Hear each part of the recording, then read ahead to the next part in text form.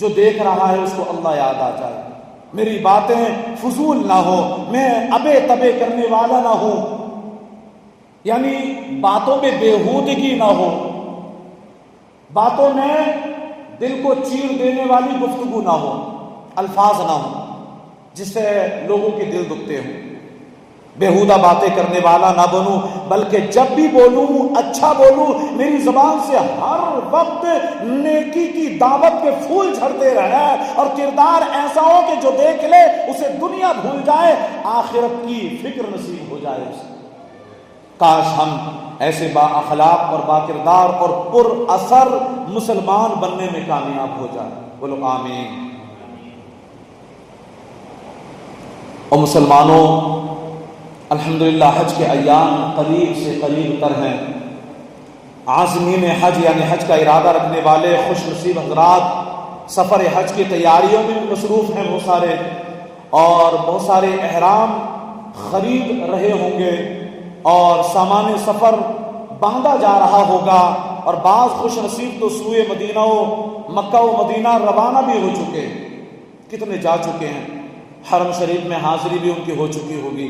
کاش یہ سعادتیں ہمیں بھی نصیب ہو جائیں، ہم بھی احرام باندھیں، لبیک اللہم لبیک کی صدائیں بلند کرتے مکہ پاک کی طرف روانہ ہو، طواف کعبہ کی سعادت پائیں، رمی جمرات یعنی شیطانوں کو کنکری مارنے کے ذریعے دل کو سکون پہنچائیں۔ کاش صد کروڑ کاش مدینہ پاک کی پرفنور فضاؤں میں پہنچنا اور سبز سبز گنبد کے خوبصورت نظاروں سے آنکھیں ٹھنڈی کرنا ہمیں بھی نصیب ہو جائے۔ آقا نہ ٹوٹ جائے یہ دل کا آبگینہ، آقا نہ ٹوٹ جائے یہ دل کا آبگینہ، بلوائیے مدینے دکھلائیے مدینہ۔ دل رو رہے ہیں جن کے آنسو جھلک رہے ہیں، دل رو رہے ہیں جن کے آنسو جھلک رہے ہیں، ان عاشقوں کا صدقہ بلوائیے مدینہ۔ روزے کو دیکھنے کو آنکھیں ترس رہی ہیں، دکھلا دو سبز گنبد اے سید مدینہ، دکھلا دو سبز گنبد اے سید مدینہ۔ اور مسلمانوں، ابن حبان کی روایت ہے، ابن حبان کی روایت میں ہے کہ ایک مرتبہ ایک انصاری صحابی میرے نبی پاک صلی اللہ تعالی علیہ وآلہ وسلم کی خدمت بابرکت میں حاضر ہوا، اور کچھ سوال پوچھنے کے لیے اس نے پیشکش کی، یا رسول اللہ صلی اللہ علیہ وسلم میں آپ سے کچھ سوال کرنا چاہتا ہوں۔ تو میرے نبی پاک صلی اللہ علیہ وآلہ وسلم نے فرمایا، اگر تم چاہو، توجہ، اگر تم چاہو تو تم مجھ سے سوال کرو، اور اگر چاہو تو میں ہی تمہارے سوال بھی بتاؤں اور سوالوں کے جواب بھی عطا فرما دوں۔ تو سبحان اللہ، اور ان کے جواب بھی میں عطا کر دوں۔ صحابی نے عرض کی، یا رسول اللہ آپ ہی ارشاد فرمائیے کہ میں کیا پوچھنے آیا تھا، میں آپ سے کیا سوال کرنا چاہتا ہوں۔ اللہ اکبر، میرے نبی پاک صلی اللہ تعالی علیہ وآلہ وسلم نے ارشاد فرمایا، تم پوچھنے آئے ہو کہ جب حاجی اپنے گھر سے نکلتا ہے تو اس کے لیے کیا ثواب ہے۔ جب حاجی اپنے گھر سے نکلتا ہے تو اس کے لیے کیا ثواب ہے، اور جب وہ میدان عرفات میں ٹھہرتا ہے تو اس کے لیے کیا ثواب ہے، اور جب وہ شیطان کو کنکری مارتا ہے، حاجی جب شیطان کو کنکری مارتا ہے تو اس کے لیے کیا ثواب ہے، اور جب حاجی سر مڈواتا ہے تو اس کے لیے کیا ثواب ہے، اور جب حاجی آخری طواف پورا کرتا ہے تو اس کے لیے کیا ثواب ہے۔ یہ تمہارے سوال تھے، یہ تمہارے سوال تھے۔ اللہ اکبر۔ پھر اس کے بعد میں انصاری صحابی نے عرض کیا، اے اللہ پاک کے نبی صلی اللہ علیہ وسلم، اس ذات کی قسم کہ جس نے آپ کو سچا نبی بنا کر بھیجا، بے شک آپ نے سارے سوال درست ارشاد فرمائے، میرے دل میں یہی سوال تھے، میں آپ سے یہی سوال کرنے والا تھا۔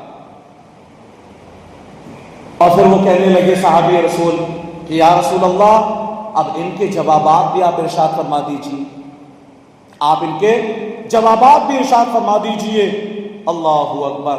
تو رسول اکرم نور مجسم صلی اللہ علیہ وسلم نے فرمایا، جب حاجی اپنے گھر سے نکلتا ہے تو اس کی سواری کے ہر قدم کے بدلے اس کے لیے ایک نیکی لکھی جاتی ہے اور اس کے ایک درجے کو بلند کیا جاتا ہے. تو سبحان اللہ. اور پھر فرمایا جب وہ میدان عرفات میں ٹھہرتا ہے تو اللہ پاک اپنی شان کے لائق آسمانی دنیا پر تجلی فرماتا ہے اور فرماتا ہے فرشتوں گواہ ہو جاؤ، میں نے ان کے گناہ معاف کر دیے، اگرچہ بارش کے قطروں اور ذرات اور زمین کے ذرات کے برابر اس کے گناہ ہو، میں نے سب گناہوں کو معاف فرما دیا اور اس کو پاک و صاف کر دیا. اور پھر فرمایا جب حاجی شیطانوں کو کنکری مارتا ہے، جب حاجی شیطان کو کنکری مارتا ہے تو قیامت تک اس کا ثواب کوئی نہیں جان سکتا. اللہ اکبر. اور پھر میرے نبی پاک صلی اللہ علیہ وسلم نے آگے ارشاد فرمایا کہ جب وہ حاجی جب اپنا سر بڑھواتا ہے تو اس کے سر سے گرنے والے ہر بال کے بدلے قیامت کے دن نور ہوگا. اور آگے فرمایا کہ جب حاجی کعبہ شریف کا آخری طواف کرتا ہے، توجہ، حاجی جب کعبے کا آخری طواف کرتا ہے تو گناہوں سے ایسے پاک ہو جاتا ہے جیسا اس دن تھا جب اس کی ماں نے اسے جنا تھا، اس کی ماں نے اسے پیدا کیا تھا. سبحان اللہ. اور مسلمانوں اور فرمائیے حج کرنے کے کیسے زبردست فضائل ہیں. حاجی گھر سے نکلتا ہے، اس کے ہر قدم پر ایک نیکی لکھی جاتی ہے، ایک گناہ مٹا دیا جاتا ہے، میدان عرفات میں اس کے سارے گناہ معاف کر دیے جاتے ہیں. حاجی جب شیطان کو کنکری مارتا ہے تو اس کو بے شمار اجر عطا کیا جاتا ہے. اور حاجی جب بال مڈواتا ہے تو ہر بال کے بدلے روز قیامت ایک نور اس کو عطا کیا جائے گا. حاجی جب بیت اللہ کا آخری طواف کرتا ہے تو گناہوں سے بالکل پاک ہو جاتا ہے. مقبول حج کی جزا جنت ہے. حج پچھلے گناہوں کو مٹا دیتا ہے. حاجی اپنے گھر والوں میں سے 400 افراد کی شفاعت کرے گا. حاجی جس کے لیے دعائیں مغفرت کرتے اس کی بھی مغفرت ہو جاتی ہے، اس کی بھی مغفرت ہو جاتی ہے. یہ حج کے فضائل ہیں، یہ حج کی برکتیں ہیں. اور یہاں تک فرمایا گیا کہ بندہ جب رب کی رضا کے لیے، رب کی رضا پانے کے لیے، ثواب حاصل کرنے کے لیے حج کے لیے نکلتا ہے، حج کرتا ہے تو اللہ پاک اس حج کی بدولت اس کے تمام تر آزمائشوں کو دور کر دیتا ہے اور اس کو مالدار فرما دیتا ہے. ایسی ایسی برکتیں حاجی کے لیے ہیں. اور مسلمانوں حج سفر عشق ہے، حج سفر عشق ہے اور یہ سفر سوز و گداز اور رقت سے بھرپور ہونا چاہیے. جب رقت سے بھرپور ہو تو مزہ دوبارہ ہو جاتا ہے اس کا. قرآن کریم میں سفر کے کچھ آداب بیان ہوئے ہیں. اللہ پاک نے کلام مقدس میں سفر حج کے کچھ آداب بیان فرمائے. ہمیں چاہیے کہ جب بھی حج یا عمرے کی سعادت ملے تو آداب کا لحاظ رکھیں. اگر یہ سعادت نہیں بھی ملتی تب بھی یہ آداب ایسے ہیں کہ ہمیں اپنی روز مرہ زندگی میں ان کا لحاظ رکھنا چاہیے. اور وہ آداب کیا ہیں؟ وہ آداب کیا ہیں؟ تو آئیے سنتے ہیں. اللہ پاک کلام مقدس میں ارشاد فرماتا ہے الحج اشہر معلومات فمن فرض فيهن الحج فلا رفث ولا فسوق ولا جدال في الحج. چند دن معلوم مہینے ہیں تو جو ان میں حج کی نیت کرے تو حج میں نہ عورتوں کے سامنے صحبت کا تذکرہ ہو اور نہ کوئی گناہ ہو اور نہ کسی سے جھگڑا. آیت کریمہ کے اس حصے میں حج کا ایک ادب بیان ہوا. حج کے دوران یہ 3 کام منع ہے. نمبر 1 رفث، اس کا معنی ہے فحش باتیں کرنا، خاص طور پر خواتین کے بارے میں جو باتیں ہوتی ہیں، میاں بیوی کے آپسی تعلقات کے بارے میں جو باتیں ہوتی ہیں، جیسے بعض بے باک نوجوان تیری بیوی میری بیوی وغیرہ اس طرح کی باتیں کرتے رہتے ہیں. ان باتوں کو رفث کہا جاتا ہے. دوسرا فسوق، اس کا معنی ہے گناہ اور برائی کے کام. تیسرا جدال، اس کا معنی ہے لڑائی جھگڑا فساد. اب یہ 3 باتیں جو ہیں رفث یعنی فحش گندی باتیں، فسوق گناہ اور جدال یعنی لڑائی جھگڑا، یہ تینوں کام عام دنوں میں بھی اپنے گھر پر، محلے میں، دوستوں کی محفل میں، غرض ہر جگہ ہی منع ہے، ہر جگہ منع ہے۔ مگر حج چونکہ ایک اہم عبادت ہے، ایک اہم عبادت ہے، مکہ پاک حرم شریف ہے، بندہ احرام باندھ کر لبیک اللہم لبیک کہہ کر بطور خاص اللہ پاک کی بارگاہ میں حاضری کا عزم باندھ چکا ہے، لہذا اس وقت ان تین باتوں سے بچنا انتہائی ضروری ہے اس کے لیے۔ اور مسلمانوں یہ تین آداب ہیں، جب بھی سفر حج کی سعادت ملے، عمرے پر جانے کی سعادت نصیب ہو، ان تین باتوں سے ہم نے لازمی بچنا ہے۔ اس مقدس مبارک سفر میں گندی باتوں سے بچنا ہے، بلکہ حق تو یہ بنتا ہے کہ ہم زبان کا قفل مدینہ لگائے، یعنی کوئی بھی فحش یعنی بے معنی بات سے بھی اپنے آپ کو بچائے رکھے، جس میں کوئی فائدہ نہیں، نہ دنیا کا فائدہ نہ دین کا فائدہ۔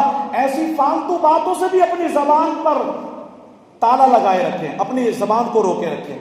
وہ باتیں بولیں جن میں رب کی رضا ہو، جن میں رب کی رضا ہو، رب راضی ہوتا ہو، جن باتوں پر ثواب ملتا ہو، جن باتوں میں دوسروں کا فائدہ ہوتا ہو، کہ ان باتوں سے وہ نصیحت حاصل کریں گے، رب کی رضا ان کو نصیب ہوگی، اللہ کا قرب ان کو ملے گا، اور وہ نیک بنیں گے آپ کی باتوں سے۔ ایسی باتیں اپنی زبان سے ان کو نکالنا چاہیے، یہ سعادت مندی کی بات ہے۔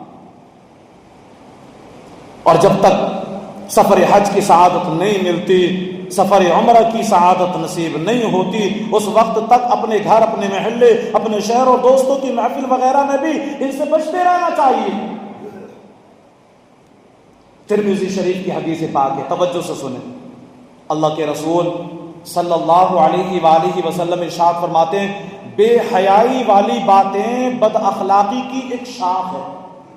بے حیائی والی باتیں بد اخلاقی کی ایک شاخ ہے، اور بد اخلاقی جہنم میں لے جانے والی شاخ ہے، کہ جب بندہ بد اخلاقی کو پہنچتا ہے تو گویا وہ جہنم کے راستے پر چل پڑتا ہے۔ حضرت ابراہیم بن میسرہ رحمت اللہ علیہ فرماتے، بے حیائی والی باتیں کرنے والا قیامت کے دن کتے کی شکل میں آئے گا۔ بے حیائی کی باتیں کرنے والا قیامت کے دن کتے کی شکل میں آئے گا۔ اور مسلمانوں، یہ عبرت کی بات ہے، ہمارے ہاں جو نوجوان گندی گندی باتیں کر رہے ہوتے ہیں، اب ان باتوں کی مثال بھی بندہ کیا دے، کیا مثال دے ان باتوں کی؟ ایسی گندی باتیں ہوتی ہیں کہ با حیا آدمی سن لے تو کانوں کو ہاتھ لگائے، نظر شرم سے جھک جائے، اور پھر وہ کچھ بھی نہ بول پائے۔ ایسی ایسی باتیں کرنے والے عبرت پکڑے کہ جو گندی باتیں کرتا ہے قیامت والے دن کتے کی شکل میں اٹھایا جائے گا۔ اسیا کے سمندر میں پھنسی ناؤ ہماری، تم آ کے سنبھالو، ہے بہت دور کنارہ، افسوس گناہوں سے ہے پر نامہ اعمال، رکھیے گا میری لاج قیامت میں خدارا۔ اور مسلمانوں، اسی طرح قرآن کریم نے دوران حج لڑائی جھگڑے سے منع کیا، لڑائی جھگڑے سے منع کیا۔ اس سے بھی ہمیں باز رہنا چاہیے۔ لڑائی جھگڑا عام دنوں میں بھی منع ہے، عام دنوں میں بھی، کیونکہ شیطان کا کام، انسان کا کام تو ہے ہی نہیں۔ اس سے معاشرے کا سکون ختم ہوتا ہے، معاشرے کا امن برباد ہوتا ہے، اور پھر اللہ عز و جل لڑائی جھگڑے کو سخت ناپسند کرتا ہے۔ سفر حج کے دوران زیادہ برا ہے پھر یہ، لہذا ہمیں چاہیے کہ ہر وقت ہر لمحے لڑائی جھگڑوں سے بچتے ہی رہا کریں۔ کہ میں آپ کو ایک پتے کی بات عرض کروں، مسلمانوں کا سب سے جو بڑا دشمن ہے، جو مسلمانوں کو سب سے زیادہ نقصان پہنچانے والا ہے، وہ آپس کی لڑائی جھگڑے ہیں، وہ آپس کی لڑائی جھگڑے ہیں۔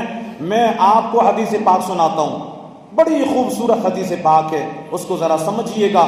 مسلم شریف کی حدیث پاک، جو حدیث پاک بہت معتبر کتاب ہے، مسلم شریف کی کتاب، اس میں روایت ہے، اللہ کے رسول صلی اللہ علیہ وسلم ارشاد فرماتے ہیں، زوالی الارض، میرے لیے زمین کو سمیٹ دیا گیا، اور فرمایا گا فرأیت مشارقها ومغاربها، بس میں نے زمین کے مشرق و مغرب کو دیکھ لیا، بس میں نے زمین کے مشرق و مغرب کو دیکھ لیا. سبحان اللہ، کیا شان ہے میرے آقا کی کہ بیٹھے ہیں مدینہ شریف میں اور دیکھ رہے ہیں ساری روئے زمین کو. یہی تو ہمارا حاضر و ناظر کا عقیدہ ہے. محبوب ذیشان مکی مدنی سلطان صلی اللہ علیہ وسلم گنبد خضرا میں تشریف فرما ہے اور ساری زمین کو اپنے سامنے ملاحظہ فرما رہے ہیں. ساری زمین کو اپنے سامنے ملاحظہ فرما رہے ہیں.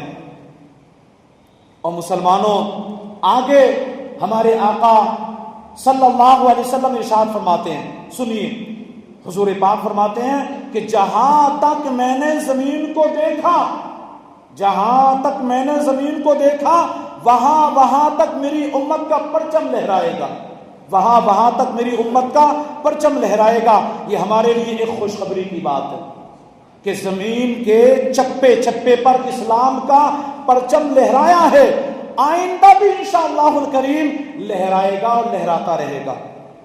اور آگے حدیث پاک ملاحظہ کریں، میرے نبی پاک صلی اللہ علیہ وسلم نے دعا ارشاد فرمائی. اللہ پاک کی بارگاہ میں 2 عرضیاں پیش کی. عرض کیا، اے اللہ پاک میری امت سخت قحط کے ساتھ ہلاک نہ فرمانا. دوسری دعا کی، اے اللہ پاک میری امت پر دشمن کو مسلط نہ فرمانا. یہ دعائے مصطفیٰ تھی. اللہ پاک نے ارشاد فرمایا، اے پیارے محبوب میرے فیصلوں کو رد نہیں کیا جا سکتا. اے محبوب آپ کی امت کو قحط کے ذریعے ہلاک نہیں کیا جائے گا، اور دشمن چاہے چاروں طرف سے انہیں گھیر لے پھر بھی دشمن کو ان پر مسلط نہیں کیا جائے گا. اور آگے فرمایا ایک بات ہے، آپ کے امتی خود ہی ایک دوسرے سے جھگڑیں گے، ایک دوسرے کے ساتھ لڑائی جھگڑے کریں گے، ایک دوسرے کو قتل کریں گے، ایک دوسرے کو قید کریں گے. تو یہ ان کا آپسی معاملہ ہے. یہ سبق سیکھنے کی بات ہے کہ امت کے ساتھ یہ وعدہ ہو چکا ہے کہ اس امت کو قحط کے ذریعے ہلاک تو نہیں کیا جائے گا. اللہ کا وعدہ ہے اپنے محبوب کے ساتھ. اور کچھ بھی کبھی کچھ عرصے کے لیے بارشیں رک جانا، جزوی طور پر خوراک کی قلت ہو جانا، یہ الگ بات ہے، یہ الگ بات ہے. ایسا قحط نہیں آئے گا کہ پوری امت ہلاک ہو جائے. یوں ہی دشمن کو بھی اس امت پر مسلط نہیں کیا جائے گا. یعنی ایسا نہیں ہوگا کہ دشمن حملہ کرے ساری امت کو یہ ہلاک کر ڈالے. ہاں، مسلمان خود ایک دوسرے کے ساتھ جھگڑیں گے، بھائی بھائی کا گریبان پکڑے گا. ایک کعبے کی طرف سجدہ کرنے والے، ایک قرآن کو اپنا امام بنانے والے، ایک نبی پاک صلی اللہ علیہ وسلم کا کلمہ پڑھنے والے کبھی برادری کو بنیاد بنا کر جھگڑیں گے. کبھی میں سندھی ہوں، میں پنجابی ہوں، میں پختون، مہاجر، بلوچ، بلکہ آپس میں یہ تمام مدعوں کو رکھ کر کے جھگڑیں گے. ان تمام مدعوں کو رکھ کر کے لڑائیوں کی بنیاد یہی مدعے بنیں گے. اور کبھی مدعا پیسہ بنتا ہوگا، جائیداد کے جھگڑے ہوتے ہوں گے، وراثت کو لے کر کے قتل تک کی باتیں پہنچتی ہوں گی. کبھی محض ذاتی انا اور تکبر لڑائیوں کا جھگڑا کی بنا بنے گی. اس بنیاد پر جو لڑائی جھگڑے ہوں گے. تو پیارے مسلمانوں، یہ لڑائیاں، یہ جھگڑے ہمارا سب سے بڑا دشمن ہے. یہ لڑائی جھگڑے ہمارا سب سے بڑا دشمن ہے. اس نحوست سے ہم سب کو بچنا ہے. یہ تمام چیزیں جو ہے مسلمانوں کو کمزور کرنے والی ہیں. مسلمان جتنا اتحاد کے ساتھ رہے گا، اتفاق کے ساتھ رہے گا، اتنا ہی مضبوط رہے گا. اللہ پاک ہم سب کو اتفاق و اتحاد کے ساتھ زندگی گزارنے کی توفیق عطا فرمائے. ہم سب کو ایمان کی حلاوت اور ایمان کی مضبوطی اور ایمان کی چاشنی عطا فرمائے. ہم سب کو نیکیوں میں دل لگانا نصیب فرمائے اور حج بیت اللہ کی طرف ہم سب کے دلوں میں گامزن فرمائے. آمین بجاہ النبی الامین. وآخر دعوانا ان الحمد للہ رب العالمین.